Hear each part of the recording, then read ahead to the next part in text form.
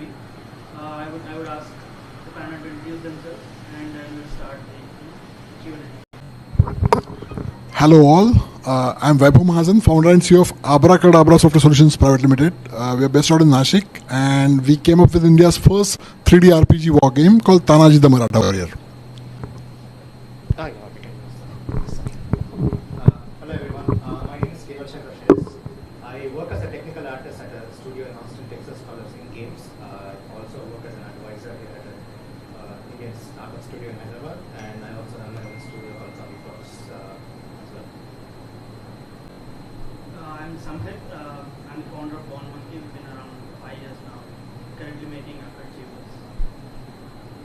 So let's start with a few questions, and then we'll probably discuss a lot about gaming in general.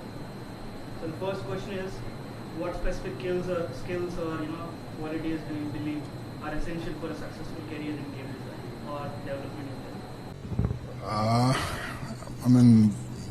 Actually, I totally understand that it's a tough challenge to have game developers and designers. And my fellow colleague, CEO of Game Backstage Game Pass, has been successfully doing it since from many years. So, as far as the game developer and designers are concerned, apart from these two categories, there are like multiple other categories has been a requirement in the game industry, such as screenplay writers or mechanics. Then there would be somebody who can definitely help out with art, game art specialists. So all these categories has been a concurrent requirement nowadays. And as India is progressing with game development, we see a huge bubble is going to be created in the gaming space, and we need all those people. To be a good gamer or game developer or designer or an artist, you need to understand the basics of the trade, and I guess those would be graphical understanding.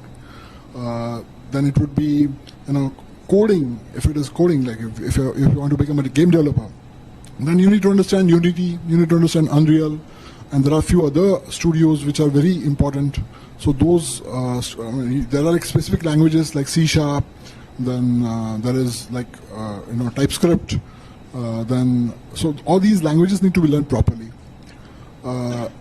As for the artist is concerned, you need to have some insight towards the art. So you should have that from within. And then only you can able to justify these kind of things. Actually, for screenplay writers, you need to have a creative angle to write screenplays.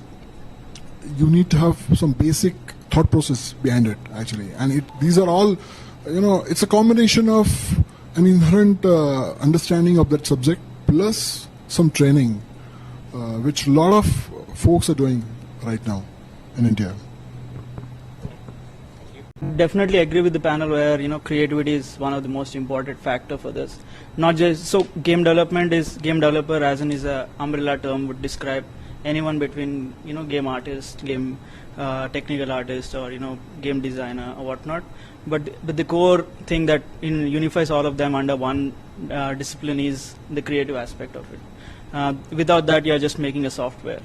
You need to understand if that is something for you. At the same time, skills that are necessary for a game designer, I would say, at least for a game designer that specifically is concentrating on designing systems or let's say level design or whatnot. You have about 30 years of game design that is available to you in terms of games, commercial games. You play all of them. As you play, you need to play as many games as possible. Lock and load all the mechanics that you feel are something that have pushed the medium forward, right? So note them down, like keep them in your memory, and next time you get to design something, you could use some of it, remix it, rematch it, and make something new. So I think that quality of observing from what is existing already, and at the same time getting inspired from real life. I agree with him on the life cycle of a game as such. But frankly speaking, we are a small studio out there. you know. So we don't have rules and regulations to, you know, go after any particular product. Ours is like 1.5 gigs wala game, you know. So we idealized that, you know, and then we came up with some basic draft of what we want to put on that game as such. Then we came up with a alpha with basic game mechanics and basic gameplay as such. Then we started talking with potential customers because it should be a product market fit, you know. So we involved a lot of youngsters to play our game, and they like the mechanics actually. And then we started building a story around that, and we got some time to do that actually. And we got a mixture of, you know, videos and actual gaming as a part of our game. And then we launched the alpha. We timed it right, you know. So when Tanaji was like, he sacrificed his life on 4th February 1670. So we launched it just a month before that actually, so that we would get the maximum eyeballs. And that was a successful trick. So we could able to get a lot of eyeballs on our game, and then after that we timed every occasion to create a market for our game. And it has been a continuous process since then. Right, because typical gaming product would span for at least 5 to 10 years. It should, and that's the plan actually. And we are trying to publish it on multiple platforms so that even desktop audience should understand or should play our game. And likewise, we are trying to see how can we scale it day in day out. And there are like multiple features we are trying to take inside the game, such as Web3 aspects. We have been tied up with Tezos to have NFTs selling through our game actually. So typically, you know, it differs, life cycle differs for game to game. So we can only share our story. So this is what we have done, and maybe it's not the best possible way, but yeah, that's the way we have gone through.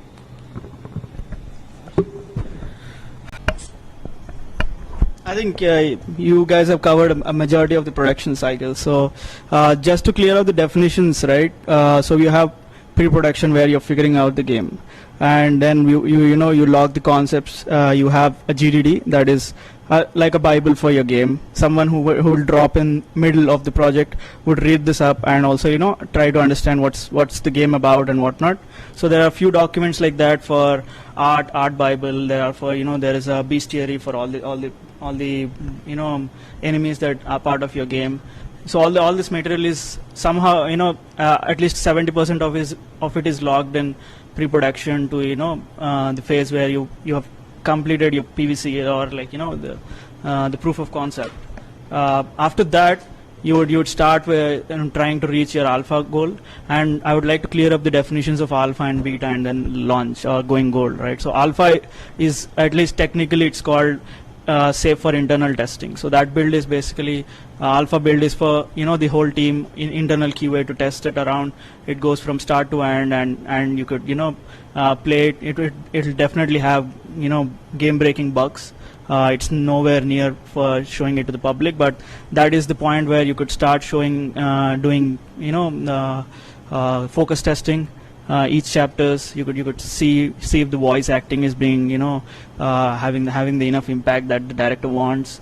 See if certain weapons are overpowered, certain weapons are people finding ways to kind of abuse the system and kind of beat a boss very easily compared to the duration that you want it to be. So stuff like this is continuously tested, and once the a majority of the field is logged, that would be considered as beta. Beta is technically, in terms of software language, it's ready for public as well. Even though majority of the studios don't release beta builds, at least live op games usually do that. They push out their beta builds and kind of get early access feedback. So after that, you essentially are showing it to top executives or whatnot, in a company, and things get logged, and that is where you kind of iron out all the stuff. As you said, asset lock happens before that, and you kind of make sure that you're not adding anything new, but whatever you're having in the game has to have a minimum standards set by the platforms or the game directors or executives, and that is when you finally apply to all these platforms for certification. After about, I would say, at least 4-5 months, beta, 4-5 months of going in beta, you could approach platforms and start getting licenses. And each platform has their own standards for QA. So PlayStation notoriously has very, very strict QA policies. So even if you promise 60 FPS, you'll have to give 60 FPS at any point of the time. So it has to be steady locked 16.6 or 30 FPS, and what is the MS for? For smaller startups, that, like you said, we cannot hire redundant people, right? So this is why Elon Musk came in and fired a bunch of people in Twitter, because then he had to rehire them because he figured out they were not redundant. So in a big company, usually you have one guy who is like an artist, and then there are 3-4 guys who could essentially replace him if he leaves. But that is not the luxury with which startups work or indie studios work. So they will have to readjust. So that's the harsh reality. There is no way about if your leads leave you, you'll have to figure out what's next. So it is going to be a showstopper because you don't have the budget to have redundancies on that kind of level, right? So this is a challenge, and there is no right or wrong answer for this, because the way big corporates are handling this is by having redundant employees, and the only thing that will make people stick around is an interesting project and satisfaction in what they're contributing to the project. So that's about it. And if they think they want to be credited to the project, obviously they'll get credited even if they leave. But if they want to stick around and make sure that they've created an impact, they will. But this is purely will depend on the leadership team and how they're motivating, or how inspiring the game is to them.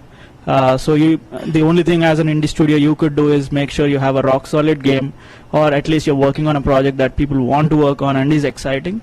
That could be a good incentive for people to stay around. But money also matters, right? So make sure you're having a baby. If you're having a baby, you need to have the money to make sure you're supporting it. So just like that, you're having a startup, make sure that you have enough money to support the people as well. So yeah. So we'll probably move on to the next question, and then we'll open up to the QA. Yes, so this is an interesting question.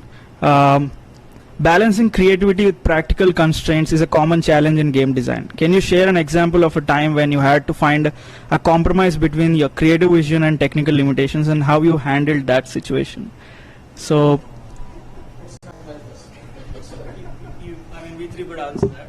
I think Shreyas has a 1 hour episode because he's a technical artist, right? So, we'll start with you because that will be.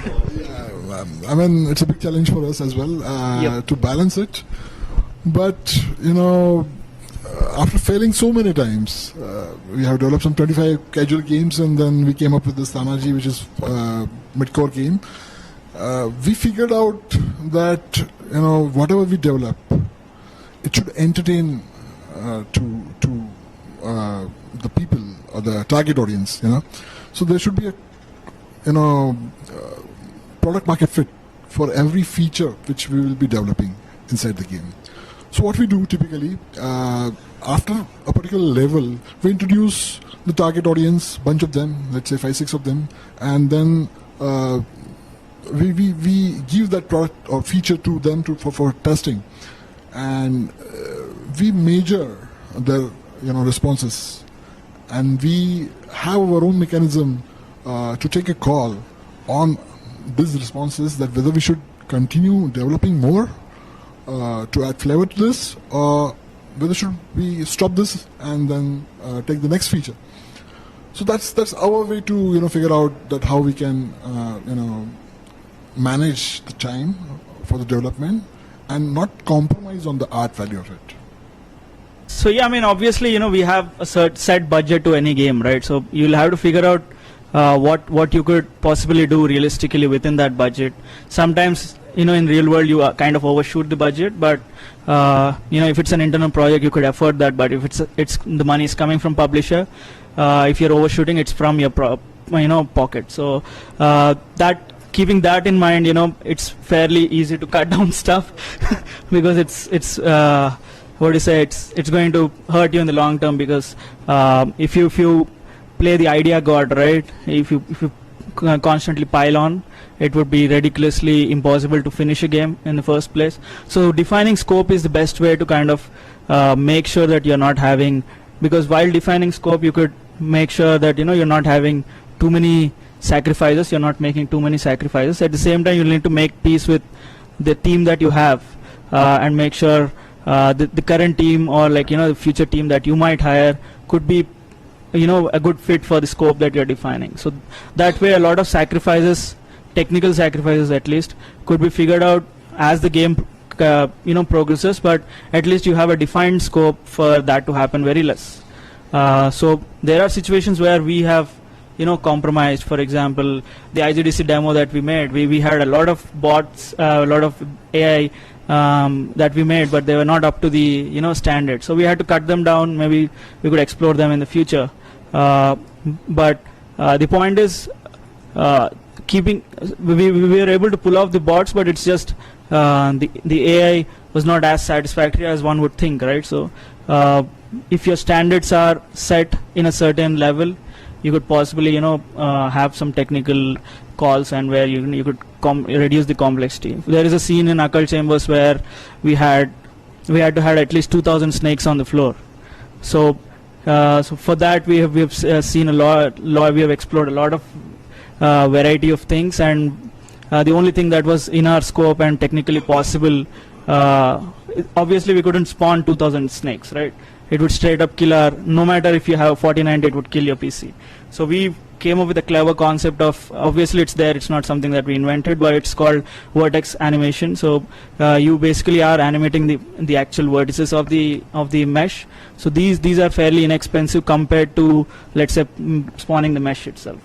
So the thing that we wanted to do was actual snakes, spawning 2,000 snakes on the floor, but our technical limitation has caused to us a way to make us find a solution that is fairly could be run on multiple devices. So I would say it's a blessing in disguise, so where you kind of challenge yourself and find out creative ways to solve it. But yeah, since we are limited with the technology of our time, we'll have to make sure we're not being ambitious and wasting our time, right? So we have deadlines, we have certain number of parameters that we have to hit.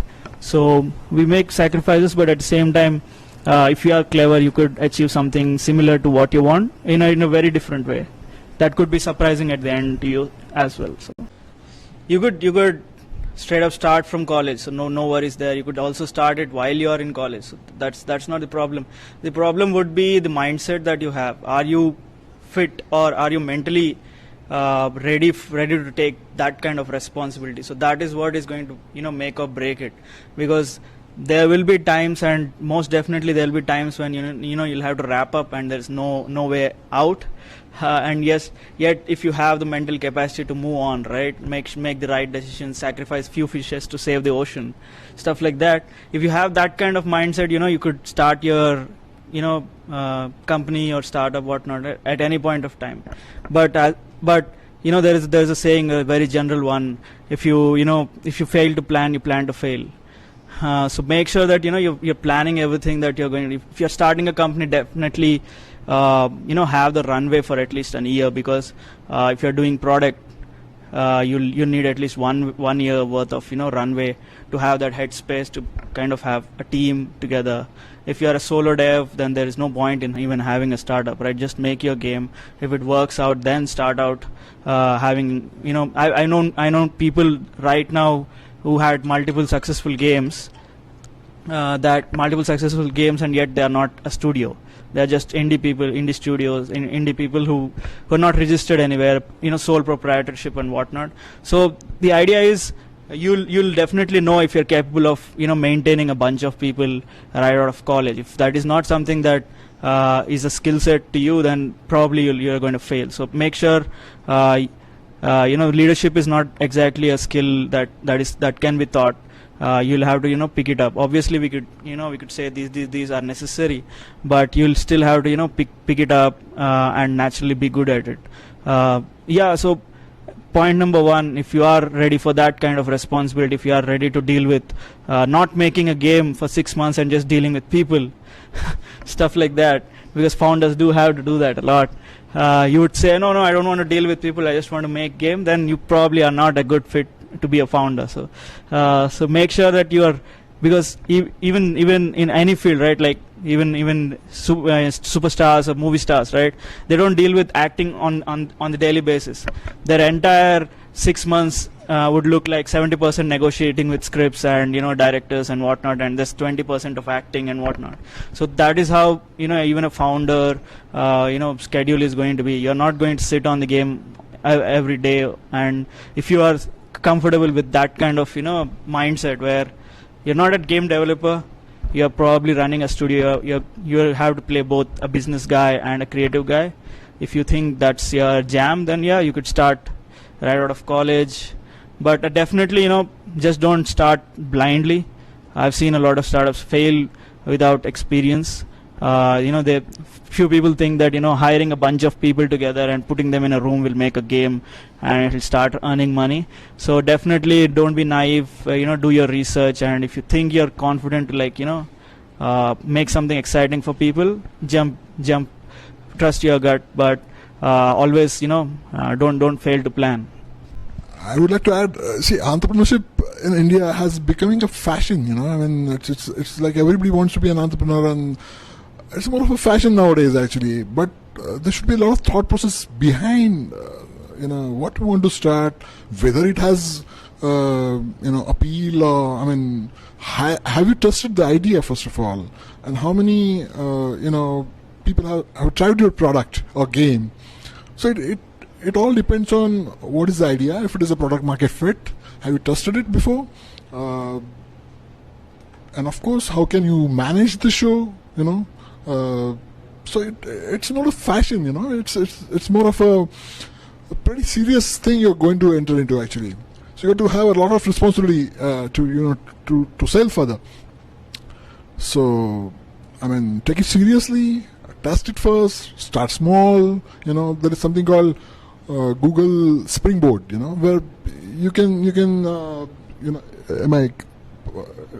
Google Springboard, right? Right. So I mean, what they do at their end is they just have Google Sprint, they call it. So in Google Sprint, you can identify, let's say, 5 potential customers, and then you can show the screenshot of your possible product, and then you can analyze. So that sort of mechanism have you done for your product, and accordingly you can take a call that, okay, I mean, this is where it stands. So that's the thing, actually, I would like to put, in terms of taking it more seriously. And it's not a fashion. It comes with a lot of responsibility. Any more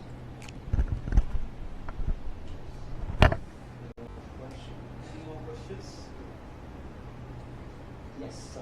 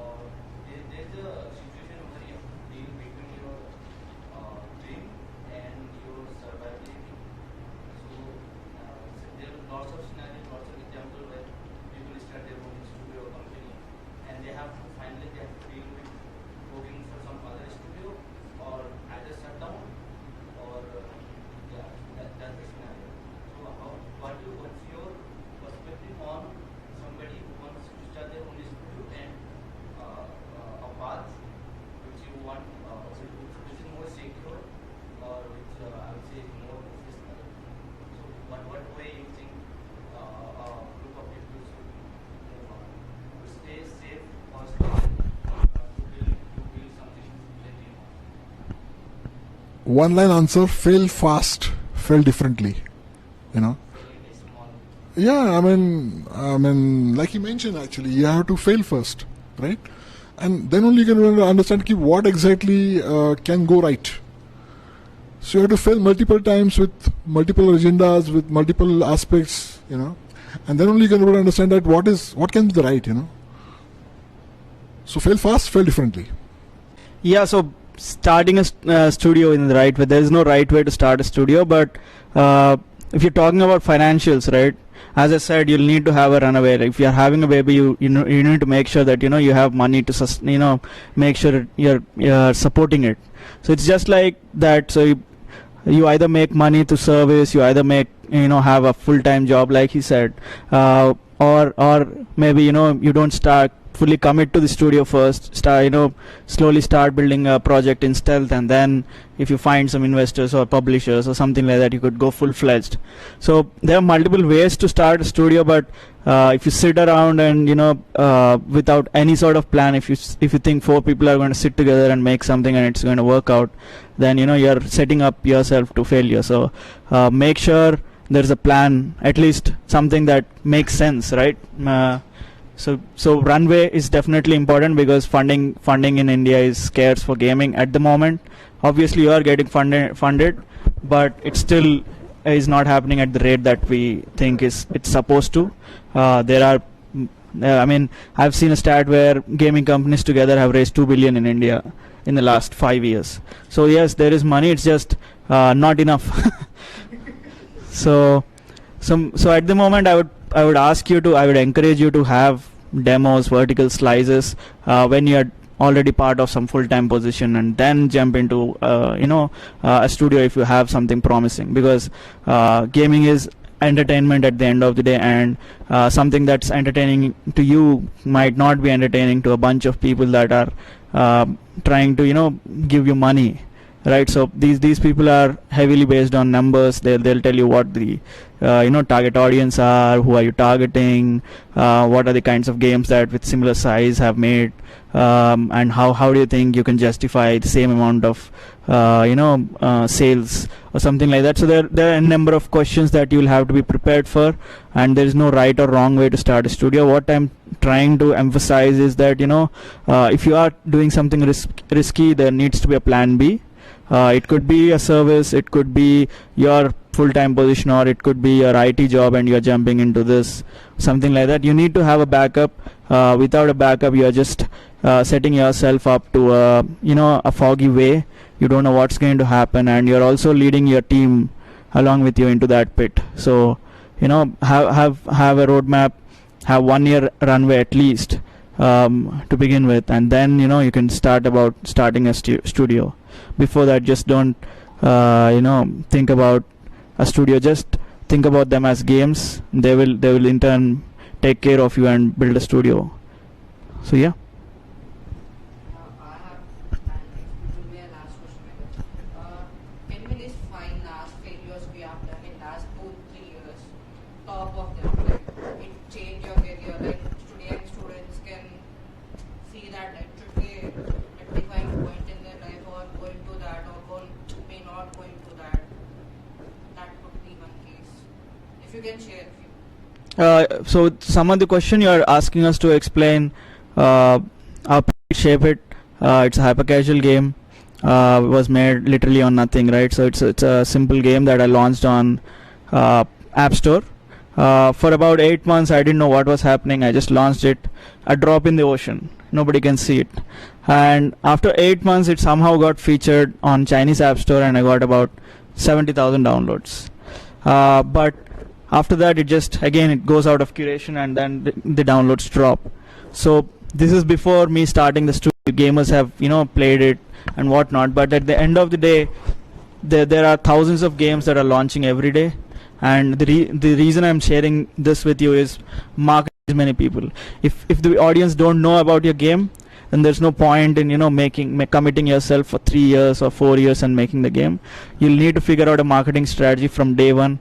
If you don't have a marketing strategy, find a publisher and let them figure out the marketing strategy.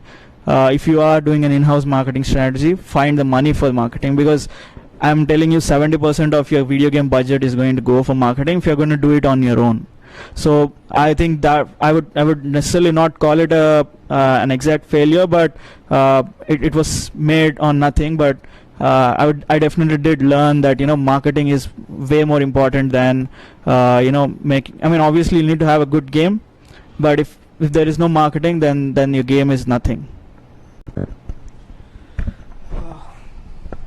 So I have like two failures that I'd like to share. One is when I was literally starting out. The first thing I did was, all right, let's open up Unity or Unreal and just try to make something. Let me make a Flappy Bird clone or a Temple Run clone or something like that. I did this for multiple projects. And how many of them do you think ended up seeing the light of the end of the day? Zero. Not a single one of them. So the thing that I learned is write down your ideas first. Like, don't jump straight into the engine.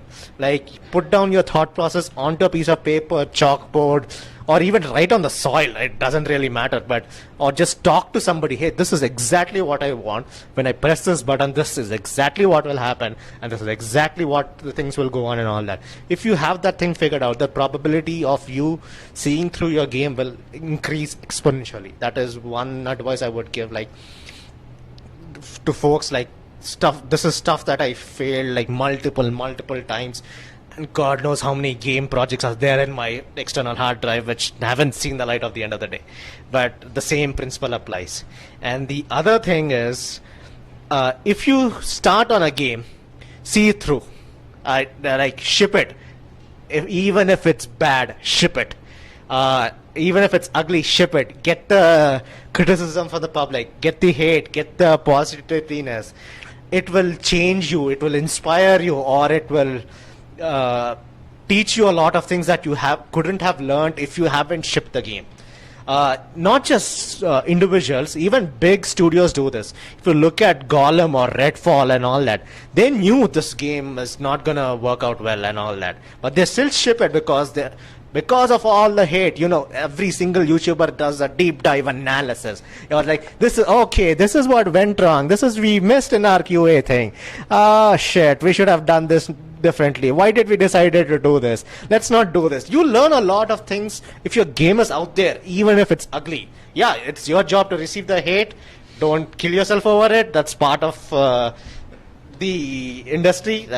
But see it completely through. Don't just give up. It's like, I don't want people to judge me just because it's not good. Put it out there. Put it out there for sure, but don't leave it halfway through and say, I'm done with this. We have developed some 25 games earlier, before Tanaji actually, and they failed miserably. Few of them they did partial. They have seen partial success. So I understood one thing out of that. Only having a good idea is not sufficient actually. Of course, you need to figure out the good or the best idea possible for your end customer or end gamer to which you're going to cater. But as this is a marketing world and you're just drop in the ocean, so you need to figure out that how I'm going to market the product, right? If it is a product market fit or not. See, if you have spent 2 months to develop, that means that you might have spent almost lakh or 1.5 lakhs rupees to develop. So that would be a development cost. But what about the marketing? So I'll put some light on marketing as well. So for your game, you need to have some marketing budget as well. For on monthly basis, maybe if you put, let's say 50,000 or 1 lakh for marketing, so you need to figure out that what is ROI. So how much I'm getting back as far as my marketing money is concerned. Is it like 2 lakhs or 3 lakhs I'm getting back out of the market? So how it's going to happen actually? Are my products, are my in-app purchases happening? Are there enough ads in the product actually? So how I'm going to get back the money? So that's the first thing you should keep in mind, and then only you can able to have chances of survival. So that's my thought on for all young entrepreneurs or all young game developers. You need to put this thing in mind actually. It's not only development, because many times what happens is like people only focus on having a good game. and they just don't know what's the market is like, So there are only few ideas. Once in a blue moon, they are like unique and original. Peter Thiel has a book called 0 to 1, in which he mentioned that all the basic original ideas are like very, very rare to have. So all these games are like mimics, So they have, the earlier versions, and then you polish them, you tweak them a little, and then you came up with some small innovation, and then you push it again. For example, if you have, let's say, Super Mario, you can have Jai Hanuman, that is an Indian version of that, but that's not sufficient, So you need to have basic, genuine ideas to create a product, actually, and it'll take a while. It's not happen, out of the blue, actually. And if you don't have them, so don't fake, don't fake it, actually. So that's the suggestion I can give to you. Thank you. So there most of the successful games comes from the Japanese, Japanese gaming industry. Yakuza, Pac-Man, Super Mario. From the history of from the starting gaming, where is a born from till date, most of the successful games came from the Japanese culture. So how is that culture is different from the Western culture? I mean, the base argument that Japanese games are the best has been there forever. So the West versus the East, right? So it has been there forever, and I wouldn't say one is successful over the other, but I understand where you're coming from. Where Japanese developers are the most hardworking, I would say. Yeah, exactly. Even the latest Elden Ring, they put in so much content in it. Like even after 100 hours, you have something to play in these games, and that is that also plays in the fact that the economies are very different compared to Japanese economy and US economy, where US is more about quality over quantity, and Japanese are more about heavy gameplay influence, and they are more arcade driven because their culture has arcade. They kickstarted arcade when there was no industry to begin with, and even today the biggest consoles, Sony and Nintendo, are their home bases are there. So they know gaming way before it was a mainstream thing. They had to promote gaming in US. Sony had to have some. Microsoft came in way late, 2 generations late, if I'm not wrong. Xbox came in early, Bill Gates. Yeah, but still Sony had at least one PlayStation that already launched. So there was one console. Yeah. Yeah. Then Microsoft jumped in. Yeah, so we still have 2 consoles that are driving their economy in Japan itself, right? So definitely, like they have built a culture of making games. At the same time, their anime culture, then the manga culture has kind of made them well known for art to be in general, right? So there is no argument that who's better, East or West, but I would say that the culture of overworking, the culture of skill, being the masters, right? Even their sushi, they'd have to master it for 10 years or something. So they have their culture. The mastering of skill is something that is baked into their culture, and that's the reason why they do everything. They approach everything with such craftsmanship. I mean, Seoul is the possible capital of the gaming, in the future. That's what I feel like, actually. So maybe you can Google the games, play, and then have more opinions, about the Eastern games, maybe in the future. Okay, guys, we are closing. We had a great. Yeah. If you guys have any further questions. Yeah, we'll open up the floor, and we are here. We are offline. You could talk to us. I hope you had a good, informative session. I hope you understood a lot about gaming, career opportunities, and how to convince your entire family. So, yep. Thank you for being a great audience.